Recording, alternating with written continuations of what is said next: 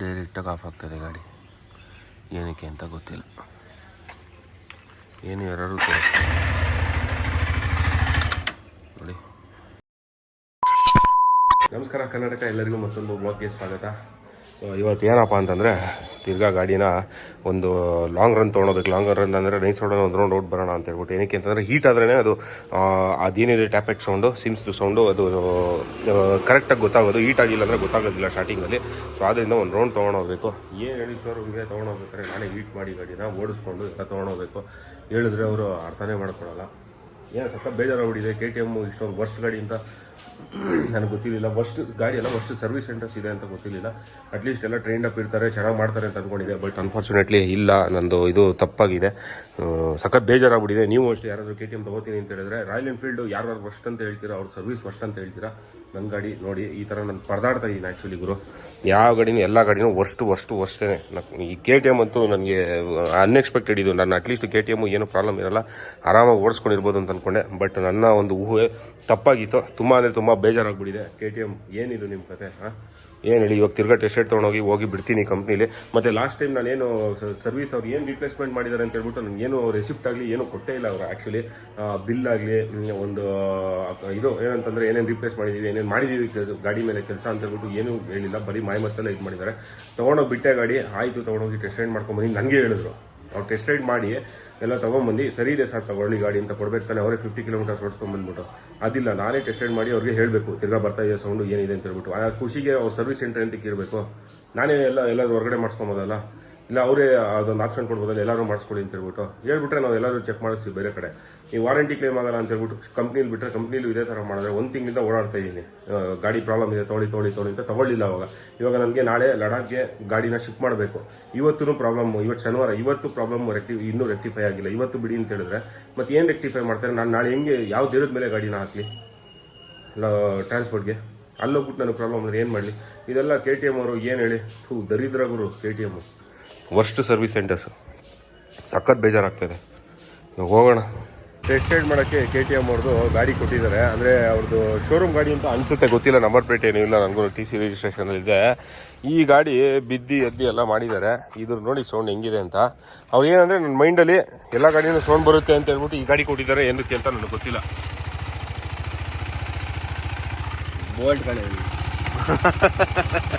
ಎಲ್ಲ ಗಾಡಿದು ಇರಲಿ ಕೊಟ್ಟಿದ್ದಾರೆ. ಬಟ್ ಈ ಗಾಡಿನ ನಾನು ಈ ಗಾಡಿ ತೊಗೊಂಡು ಹೌದು ನನ್ನ ಗಾಡಿನೂ ಹಂಗೆ ಅಂತ ನಾನು ಅಂದ್ಕೊಳ್ಳಲ್ಲ. ಏನಕ್ಕೆ ಅಂತಂದರೆ ಇದು ಗಾಡಿ ಟೆಸ್ಟ್ ರೈಡ್ ಗಾಡಿ ಎಲ್ಲರೂ ಗಾಯಸಾಗಿ ಯೂಸ್ ಮಾಡಿರ್ತಾರೆ. ನಮ್ಮದು 2-3 ಗಾಡಿ ಇದೆ ನಮ್ಮ ಫ್ರೆಂಡ್ಸ್ದು. ಸೊ ಆ ಗಾಡಿನ ಟೆಸ್ಟ್ ರೈಡ್ ಮಾಡಿ, ಅಂದರೆ ಆ ಗಾಡಿನ ಎಲ್ಲ ನೋಡಿದ್ದೀನಲ್ಲ. ಸೊ ಆ ಇದ್ರ ಬೇಸಿಸ್ ಮೇಲೆ ನನಗೆ ಪ್ರಾಬ್ಲಮ್ ಇದೆ ಅಂತ ಹೇಳ್ತಾ ಇರೋದು. ಬಟ್ ಈ ಗಾಡಿನ ನಾನು ಏನಂತಾರೆ ರೆಫರೆನ್ಸ್ ತೊಗೊಂಡು ಗಾಡಿ ನಂದು ಹಂಗೆ ಸೇಮ್ ಅಂತ ಹೇಳೋಕ್ಕಾಗಲ್ಲ. ಏನಕ್ಕೆ ಅಂತಂದರೆ ಇನ್ನೂ 3 ಗಾಡಿ ಇದೆ ನನ್ನ ಹತ್ರ. 3-4 ಗಾಡಿ ಇದೆ. ಗಿರಿ ಇದೆ, ನಮ್ಮ ಕ್ಲಬ್ಬಲ್ಲಂತೂ ಎಷ್ಟು ಗಾಡಿಗಳಿದೆ. ನಮ್ಮ ಕಸಿನ್ದೇ ಹೊಸ ಗಾಡಿ ಇದೆ. ಆ ಗಾಡೀಲೂ ಏನೂ ಪ್ರಾಬ್ಲಮ್ ಇಲ್ಲ, ಈ ಟ್ಯಾಬ್ಲೆಟ್ ಸೌಂಡ್ ಇಲ್ಲ. ಈ ಗಾಡೀಲಿ ಇದೆ, ನನ್ನ ಗಾಡೀಲೂ ಇದೆ. ಅದು ಶೋರೂಮ್ ಅವರೇ ಒಪ್ಕೊಂಡಿದ್ದಾರೆ ಕೂಡ. ಇಲ್ಲಿ ಇದನ್ನು ವಾಪಸ್ ಕೊಡ್ತಾ ಇದ್ದೀನಿ. ಏನು ಅವಶ್ಯಕತೆ ಇಲ್ಲ ಆ್ಯಕ್ಚುಲಿ ಹೇಳಬೇಕು ಅಂತಂದರೆ. ನಾನು ಸುಮ್ಮನೆ ತಂದೆ, ಏನೋ ನೋಡೋಣ ಚೆನ್ನಾಗಿರೋ ಗಾಡಿ, ಹೊಸ ಗಾಡಿ, ಸೂಪರಾಗಿರೋ ಗಾಡಿ ಕೊಡ್ತಾರೆ ಅಂತ. ಸ್ಟಾರ್ಟ್ ಮಾಡಿದಾಗಲೇ ಈ ರೇಂಜಿಗೆ ಸೌಂಡ್ ಬಂದರೆ ಏನು ಹೇಳಿ?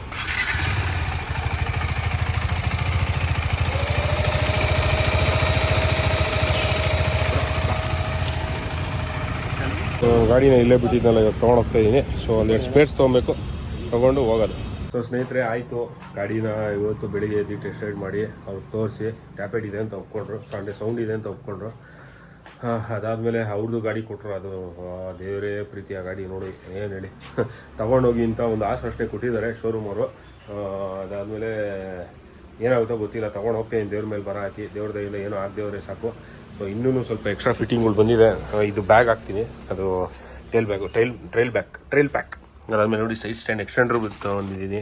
ಅದಾದಮೇಲೆ clip top charger, BMC air filter, brake pads, tank bag ಮತ್ತು ಸ್ಪೇರ್ಸು ಎಲ್ಲ ತೊಗೊಂಬಂದು ಇಟ್ಕೊಂಡಿದ್ದೀನಿ.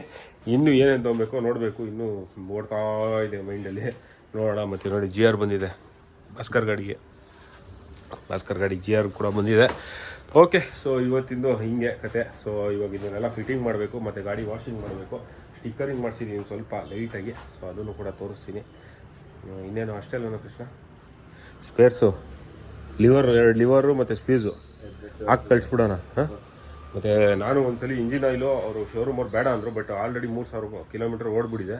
ಸೊ ಆದ್ದರಿಂದ ಇಂಜಿನ್ ಆಯಿಲು ಚೇಂಜ್ ಮಾಡೋಣ ಅಂತ ಹೇಳ್ಬಿಟ್ಟು ಮೋಟ್ರೆಕ್ಸ್ ಹಾಕೋಣ ಅಂತ ಹೇಳ್ಬಿಟ್ಟು ಈ ಸತಿ ಫುಲ್ಲು ಏನು ಹೇಳಿ ಫುಲ್ಲು ಚೆನ್ನಾಗಬೇಕು ಗಾಡಿ. ಮೋಟಲ್ ನೆಕ್ಸ್ಟ್ ಅದು ಒಳ್ಳೆ ಸಕಲಾಗಿದೆ, ಒಳ್ಳೆ ಪ್ರೈಸ್, ಕಾಸ್ಟ್ಲಿ. 1600 ರೂಪಾಯಿ 1 ಲೀಟ್ರ್, 1483 1 ಲೀಟ್ರ್. ಫುಲ್ಲು ತೂತ್ತಾಗಿ ಉದ್ರೋಗ್ಬಿಟ್ಟಿದೆ. ಗಾಡಿ ತೊಗೊಳೋದಂದರೆ ಕಮ್ಮಿ ಇದ್ರೂ 1.25 ಲಕ್ಷ ಖರ್ಚಾಗಿದೆ ಆಕ್ಸೆಸರೀಸ್ಗೆ. ಏನು ಮಾಡೋಣ ಹೇಳಿ, ಏನು ಮಾಡೋಕ್ಕೆ ಈ ಥರ ಟೆಸ್ಟ್ ರೈಡು ಈ ಥರ ಟೆನ್ಷನ್ಗಳು ಬೇರೆ, ಗಾಡಿ ಸರಿ ಇಲ್ಲ ಅಂತ. ಏನೋ ಅವ್ರು ಹೇಳಿದ್ದಾರೆ ತೊಗೊಂಡೋಗ್ತೀನಿ ಅಷ್ಟೇ ಇವಾಗ ಗಾಡಿ. ನೋಡೋಣ. ಓಕೆ ಇರಪ್ಪ, ಮನೆ ಓಟ್ ಬರ್ತೀನಿ. All the best. Thank you. Okay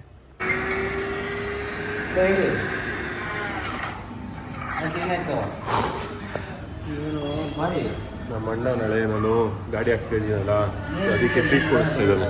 thanks, thank you. ಇದೇ ಥರ ಕೊಡಿಸ್ತಾರೆ. ಮಂಡಿನ ಮಗ ಇವನು.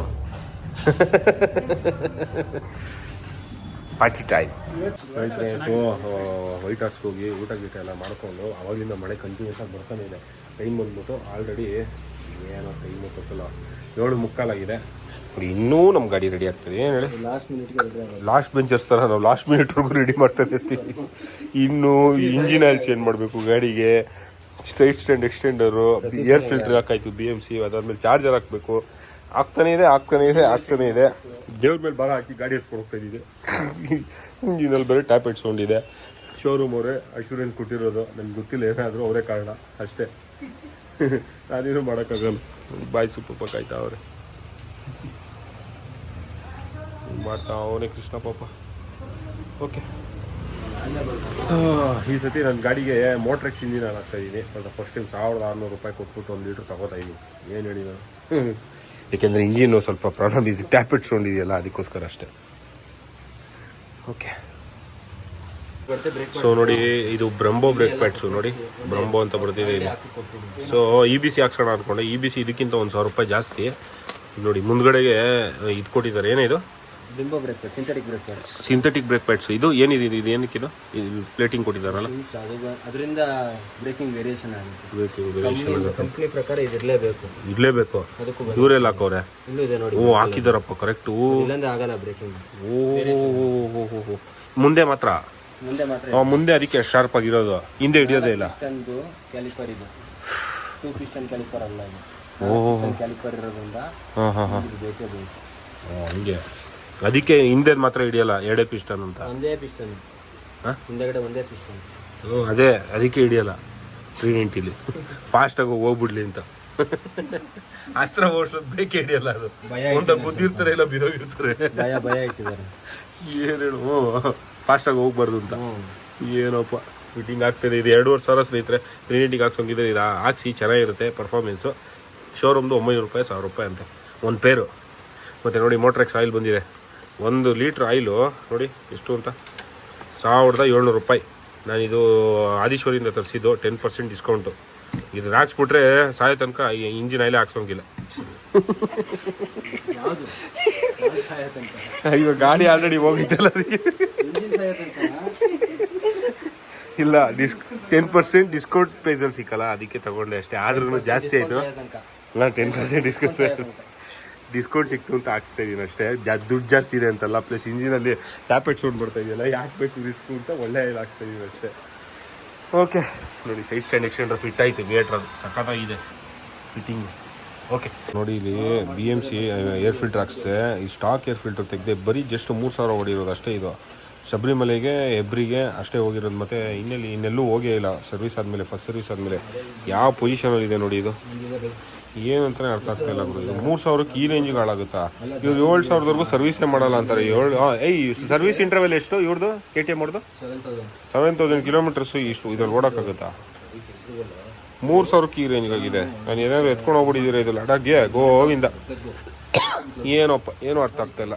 KTM full mystery. KTM service ನೋಡಿ, ಕ್ಲಿಪ್ ಟಾಪ್ ಹಾಕೋದು 22,000 ಅಂತ. ಇದು ಬಾಲು ನೋಡಿ, ಇದನ್ನೇ ಬಿಚ್ಚಿಬಿಟ್ಟಿದ್ದು ಮುಂದೆ ಬೋಡಿ. ಏನೆಲ್ಲ ಮಾಡ್ಬೇಕು ನೋಡಿ, ಏನೋ ಒಂದು ಫಿಟ್ಟಿಂಗ್ ಮಾಡಬೇಕು ಅಂದ್ರೆ. ನಾನು 390ನೇ ಹಿಂಗೆ. ಇನ್ನು ನೀವು ಸ್ಪೋರ್ಟ್ಸ್ ಬೈಕ್ಗಳೆಲ್ಲ ಬಿಚ್ಚಿದಾಗ ಹಿಂಗಿರುತ್ತೆ. ಬೇಜಾರು ಮಾಡ್ಕೊಬಿಡ್ತಾರೆ ಜನ. ಡ್ಯೂಟಿ ರೈಟ್ ಸೈಡ್ ಬೋಲ್ಟ್ ಬಿಟ್ಟು ಅದನ್ನ ಅಲ್ಲೇ ಇಟ್ಕೋತೀನಿ, ಲೆಫ್ಟ್ ಸೈಡ್ ಬಿಟ್ಟು ಲೆಫ್ಟ್ ಸೈಡ್ ಹಂಗೆ ಇಟ್ಟಿರ್ತೀನಿ. ಯಪ್ಪ ಮಾಡ್ಬೇಕಾದ್ರೆ ಅಷ್ಟೇ. ಇವಾಗಲೇ ಇಷ್ಟು ತೆಗ್ದಿರೋದಕ್ಕೆ ಒಂಥರ ಕಾಣಿಸ್ತೈತೆ. ಹ್ಞೂ ನೋಡಿ ಹಿಂಗಿದೆ ಇದು ಚಾರ್ಜರ್. ಆ್ಯಕ್ಚುಲಿ ಇನ್ನು ಮಂತ್ರ ರೇಸಿಂಗ್ ಮಂದಿ ಇದು ಸ್ಟಾಕು, ಇದು 12 ವ್ಯಾಟ್ಸು. ಓಕೆ ಅಲ್ವಾ? ಸೊ ಇವಾಗ ಆಗ್ತಾ ಇರೋದು ಕ್ಲಿಪ್ ಟಾಪ್. ಸೇಮ್ ಇದೇ ಫಿಟ್ಟಿಂಗಿಗೆ ಆಗುತ್ತೆ, ಇಲ್ಲೇ ಫಿಟ್ ಆಗುತ್ತೆ. ಇಲ್ಲೇನು ಕಾಣಿಸ್ತಿದೆಯಲ್ಲ ಇಲ್ಲಿಗೆ ಫಿಟ್ ಆಗುತ್ತೆ. ಇದು ಏನೋ ಕ್ಲಾರಿಟಿನೇ ಬರೋಲ್ಲ ಗುರು ಇದು ಮೊಬೈಲ್. ಎಲ್ಲ ಡಿಫಾಲ್ಟ್, ಎಲ್ಲ ಫಾಲ್ಟಿದೆ ನಮ್ಮದು. ಇಲ್ಲಿ ಸೂಪರ್. ಟೂರ್ ಮಾಡೋದಕ್ಕೆ ನಮ್ಗೆ 2 ದಿನ ಬೇಕು.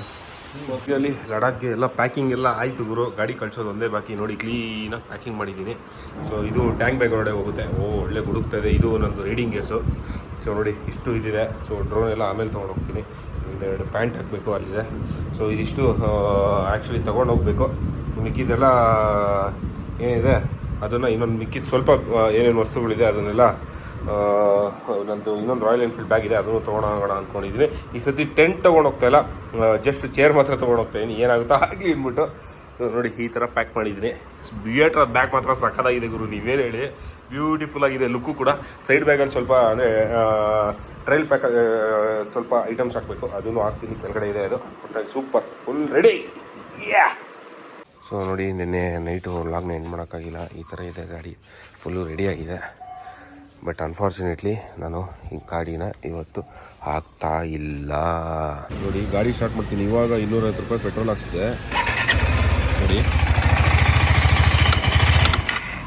ಡೈರೆಕ್ಟಾಗಿ ಆಫ್ ಆಗ್ತದೆ. ಹಿಂಗೆ ಏನು ಇಶ್ಯೂ ಇದು?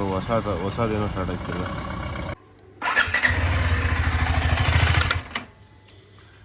ಡೈರೆಕ್ಟಾಗಿ ಆಫ್ ಆಗ್ತದೆ ಗಾಡಿ. ಏನಕ್ಕೆ ಅಂತ ಗೊತ್ತಿಲ್ಲ. ಏನು ಎರರು ನೋಡಿ. ನಾನಿನ್ನು ಆಡೋದೊಂದೇ ಬಾಕಿ ಇವರು. ಸೊ ಭಾನುವಾರ ಅಂದರೆ ನಾವು ಗಾಡಿ ಹಾಕಬೇಕಾಗಿತ್ತು. ಹಿಂದಿನ ದಿವಸ ಎಲ್ಲ ರೆಡಿ ಮಾಡಿಸ್ಕೊಂಡಿದ್ವಿ. ಹಿಂದಿನ ದಿವಸ ಎಲ್ಲ ರೆಡಿ ಮಾಡಿಸಿ ನಾನು ಆ್ಯಕ್ಸಿಸರೀಸ್ ಎಲ್ಲ ಹಾಕಿ, ಕ್ಲಿಪ್ ಟಾಪು, ಬ್ರಂಬೋ ಬ್ರೇಕ್ ಪ್ಯಾಡ್ಸು, ಅದೊಂದು ಇಂಜಿನ್ ಆಯಿಲ್, ಮೋಟ್ರೆಕ್ಸು ಅದನ್ನೆಲ್ಲ ಹಾಕಿ ಫುಲ್ಲಾಗಿ ರೆಡಿ ಮಾಡ್ಕೊಂಡು ಗಾಡಿನ ಮನೆ ಹತ್ರ ನಿಲ್ಲಿಸಿದ್ದೆ ನೈಟು. ಬೆಳಿಗ್ಗೆ ಎದ್ದು ಪೆಟ್ರೋಲ್ ಹಾಕ್ಸ್ಕೊಂಬರೋಣ, ಪೆಟ್ರೋಲ್ ಇಲ್ಲ ಅಂತ ಹೇಳ್ಬಿಟ್ಟು ಒಂದು 200 ರೂಪಾಯಿಗೆ ಹಾಕ್ಸ್ಕೊಂಬರೋಣ ಅಂತ ಹೋಗಿದ್ದೆ. ಅವಾಗ ಹಾಕ್ಸ್ಕೊಂಡು ಸ್ಟಾರ್ಟ್ ಮಾಡಿದಾಗಲೇ ಬೆಳಿಗ್ಗೆ ಸ್ವಲ್ಪ ಜರ್ಕೊಡಿತ್ತು. ಏನೋ ಸುಮ್ಮನೆ ಏನೋ ಜರ್ಕೊಡಿತಾಯಿದೆ ಅಂತ ಅಂದ್ಕೊಂಡೆ. ಆಮೇಲೆ ಪೆಟ್ರೋಲ್ ಬಂಕ್ ಹೋದ್ರೆ ಸ್ಟಾರ್ಟ್ ಮಾಡ್ತೀನಿ, ಡೈರೆಕ್ಟಾಗಿ ಆಫ್ ಆಗ್ತಾಯಿದೆ. ಏನು ಅಂತ ಗೊತ್ತಾಗ್ತಾಯಿಲ್ಲ, ಬೇಜಾರಾಗೋಯಿತು. ಮನೆಗೆ ತನಕ ಹೋಗೋಕ್ಕೆ ಆಗ್ತಾಯಿಲ್ಲ, ಟಕ್ ಅಂತ ಆಫ್ ಆಗ್ತಾಯಿತ್ತು. ಸರಿ ಆಯಿತು ಅಂತ ಹೇಳ್ಬಿಟ್ಟು ಮನೆ ತನಕ ಹೆಂಗೋ ಕಷ್ಟಪಡ್ಕೊಂಡು ಹೋದೆ. ಅದಾದಮೇಲೆ ಬೇಜಾರಾಗೋಯ್ತು, ಏನು ಗುರು ಇದು ಇಷ್ಟೊಂದು ಪ್ರಾಬ್ಲಮ್ಮು. ಪ್ಲಸ್ ಇನ್ನೊಂದೇನೆಂದರೆ ಭಾನುವಾರ KTM ಅವ್ರದ್ದು ಸರ್ವಿಸ್ ಸೆಂಟ್ರು ಓಪನ್ ಇರೋದಿಲ್ಲ ಆಬ್ವಿಯಸ್ಲಿ. ಸೊ ರಜೆ ಇರ್ತಾರೆ. ನಾನು KTM ಕಡೆಯಿಂದ ಅದೇ ರೀತಿ ಸಪೋರ್ಟ್ ಬರೋದಿಲ್ಲ ಅಂತ ಗೊತ್ತಾಯಿತು. ಅದೊಂದು ಮೈಂಡಲ್ಲಿ ಇದಾಯಿತು. ಓಕೆ ಏನೂ ಮಾಡೋಕ್ಕಾಗಲ್ಲ. ಸರಿ ನೆಕ್ಸ್ಟ್ ದಿನ ಅಂದರೆ ನಾಳೆ ಗಾಡಿ ಹಾಕೋಣ, ಭಾನುವಾರ ಅವತ್ತೆಲ್ಲ ಅಂದರೆ ಸೋಮವಾರ ಅವ್ರದ್ದೆಲ್ಲ ಇವತ್ತು ಹಾಕ್ಕೊಳ್ಳಿ, ನಾನು ಆ್ಯಕ್ಟಿವದಲ್ಲಿ ಹೋಗೋಣ ಅಂತ ಅಂದ್ಕೊಂಡೆ. ಅದಾದಮೇಲೆ ಮನೆ ಹತ್ರ ಬಂದರೂ ಅದೇ ಇಶ್ಯೂ ಅದೇ ಥರ ಆಗ್ತಾಯಿತ್ತು. ಕೃಷ್ಣಂಗೆ ಫೋನ್ ಮಾಡಿ ಅವನು 1-2 ಸಲ ಕೀನ ಆಫ್ ಮಾಡಿ ಆನ್ ಮಾಡಿ ಅದಾದಮೇಲೆ ಸ್ಟಾರ್ಟ್ ಮಾಡಿ ಅಂತ ಹೇಳ್ದೆ.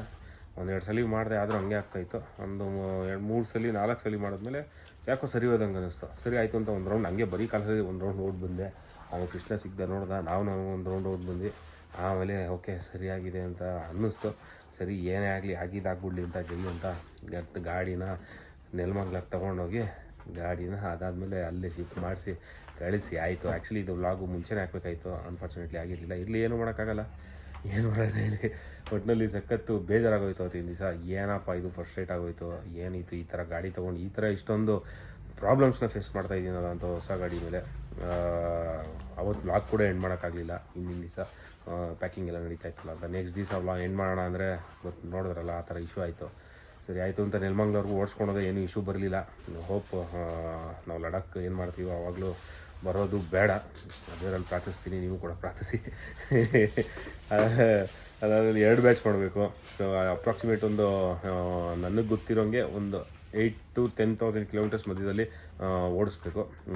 ಇಂಜಿನಿಯರ್ ಅದಕ್ಕೆ ಮೋಟ್ರೆಕ್ಸ್ ಹಾಕ್ಸಿದ್ದೀನಿ ಈ ಸತಿ.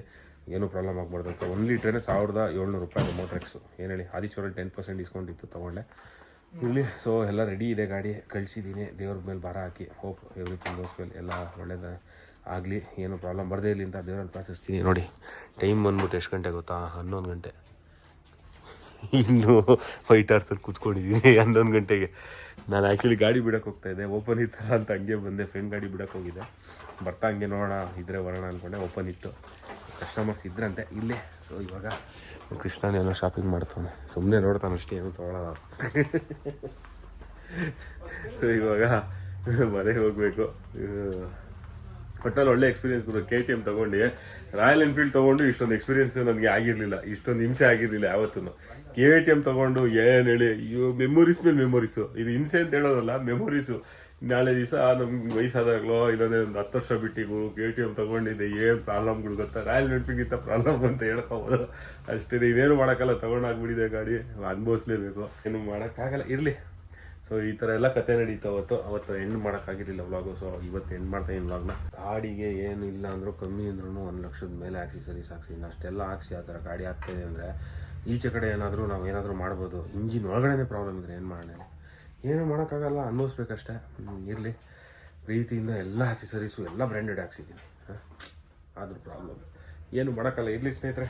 ಸೊ ಥ್ಯಾಂಕ್ ಯು ಕೃಷ್ಣ ಅಂತ ಹೇಳ್ತಾ ಈ ಒಂದು ವ್ಲಾಗ್ನ ಇಲ್ಲೇ ಎಂಡ್ ಮಾಡ್ತೀನಿ.